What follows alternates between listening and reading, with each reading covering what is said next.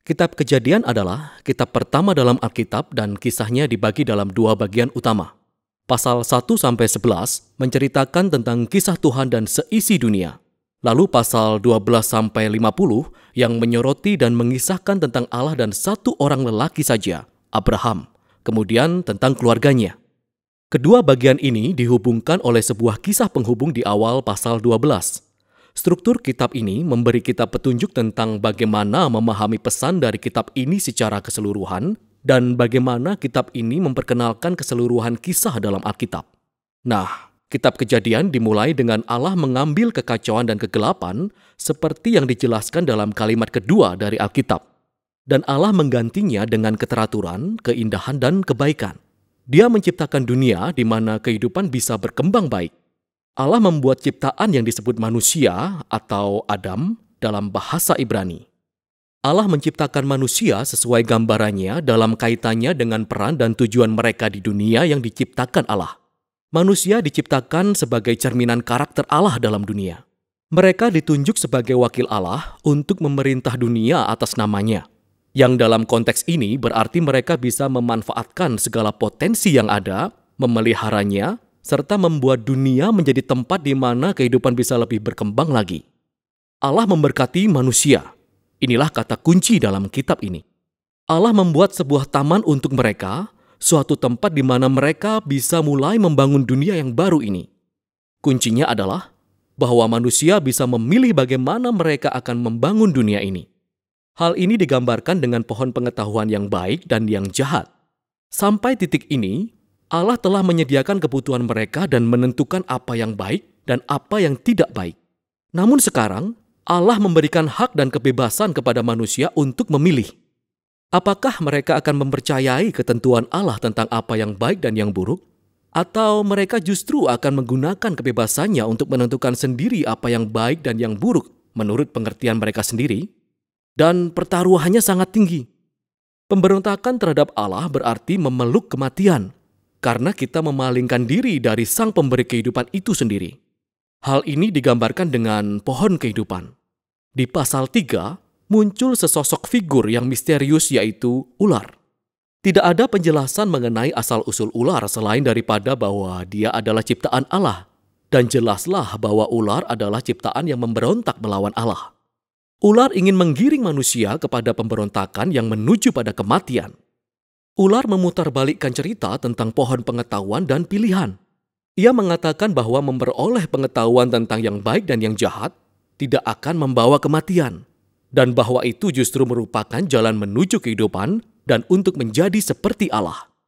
Nah, ironi dari kisah ini sangatlah tragis karena kita tahu sesungguhnya manusia itu sudah seperti Allah. Mereka diciptakan untuk mencerminkan gambar Allah. Namun alih-alih percaya kepada Allah, manusia memilih untuk meraih kebebasan. Mereka menggunakan pengertian mereka sendiri dalam menentukan apa yang baik dan yang jahat, dan dalam sekejap, seluruh kehidupan bergulir di luar kendali. Akibat yang pertama adalah hubungan manusia. Laki-laki dan perempuan itu tiba-tiba menyadari betapa rentannya mereka. Bahkan mereka tidak lagi saling percaya. Maka mereka membuat pakaian dan menyembunyikan tubuhnya dari yang lain. Akibat yang kedua adalah keintiman antara Allah dan manusia menjadi sirna, sehingga manusia itu pergi dan berlari dan menyembunyikan diri dari hadapan Allah. Ketika Allah menemukan mereka, mereka mulai bergantian untuk saling menyalahkan tentang siapa yang lebih dulu memberontak. Nah, di sini kisahnya berhenti. Ada serangkaian puisi pendek di mana Allah menyatakan kepada ular dan kemudian kepada manusia tentang konsekuensi tragis dari tindakan mereka. Pertama-tama Allah memberitahu ular bahwa walaupun tampaknya ular sudah menang, namun dia sudah ditakdirkan untuk kalah dan makan debu. Allah berjanji bahwa suatu hari sebuah benih atau keturunan yang berasal dari seorang perempuan ini akan melakukan serangan mematikan pada kepala ular. Dan itu terdengar sebagai sebuah kabar baik. Tetapi kemenangan ini akan ada harganya. Karena keturunan ular juga akan melakukan serangan mematikan, yaitu meremukkan tumit dari keturunan perempuan itu. Ini adalah sebuah janji yang sangat misterius kepada pemenang yang terluka ini.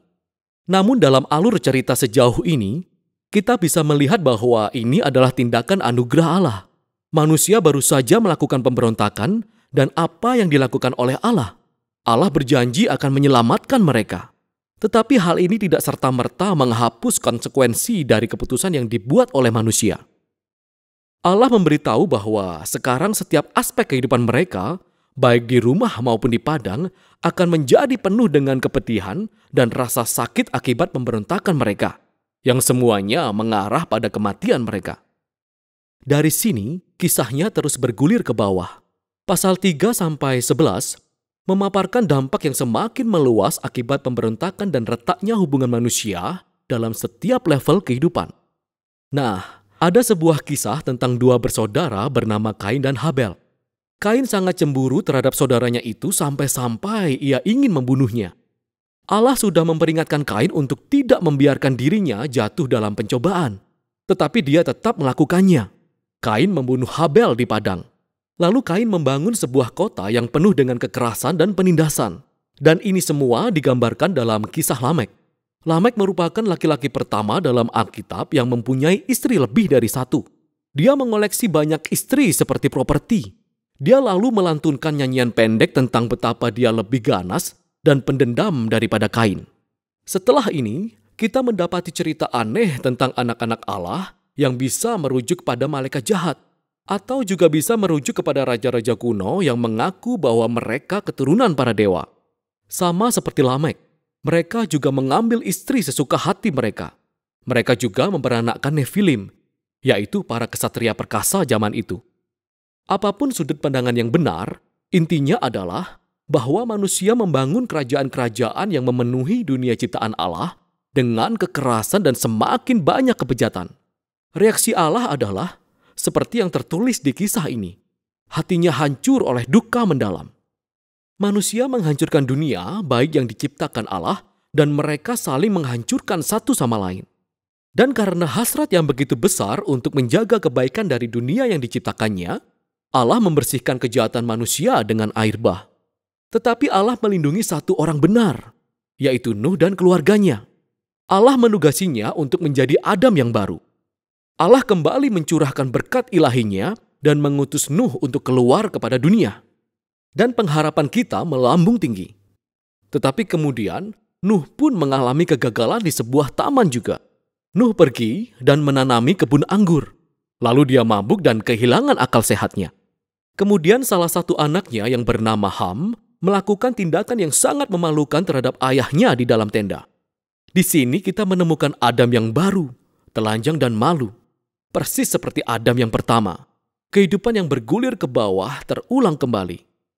Semua ini mengarah kepada pembangunan kota Babel.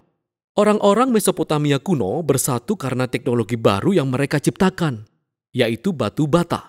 Mereka dapat membuat kota dan menara yang lebih besar dan lebih cepat dari siapapun yang pernah melakukannya. Mereka ingin membangun jenis menara baru yang menjulang tinggi hingga dapat menjangkau Tuhan. Dan dengan demikian, nama mereka akan menjadi masyhur. Ini adalah gambaran dari pemberontakan dan keangkuhan manusia. Ini pemberontakan di taman secara besar-besaran. Allah merendahkan keangkuhan mereka dan menyerakkan mereka. Nah, ini merupakan kumpulan kisah yang beragam. Tetapi kita dapat melihat bahwa semua kisah itu menceritakan tentang hal mendasar yang sama.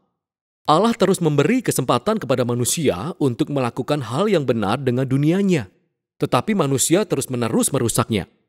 Kisah-kisah ini merupakan klaim bahwa sebenarnya kita hidup dalam dunia yang baik.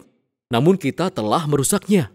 Dan bahwa kita lebih memilih untuk mendefinisikan baik dan jahat menurut ukuran kita sendiri.